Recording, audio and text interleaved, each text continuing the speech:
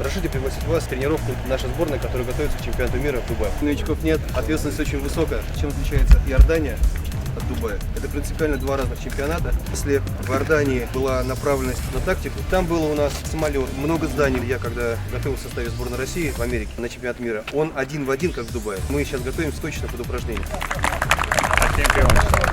У нас общая численность команды 8 человек, кто будет выезжать. Сейчас у нас готовится 10 человек. Снайпер — это самая сложная работа. Огневой рубеж 700 метров.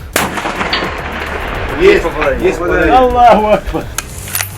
Винтовка полностью российская. Здесь уникальность в том, что она сделана из карбона, который легче металла, уровень выше, чем современный зарубеж этой винтовки. Я знаком с ним. От нашего коллектива подарить вам медали чемпионата России по аэротрубным дисциплинам. Наш чемпионат один из лучших на весь год, который был проведен по всем дисциплинам. Это наши медали? Это наши медали на память. Да,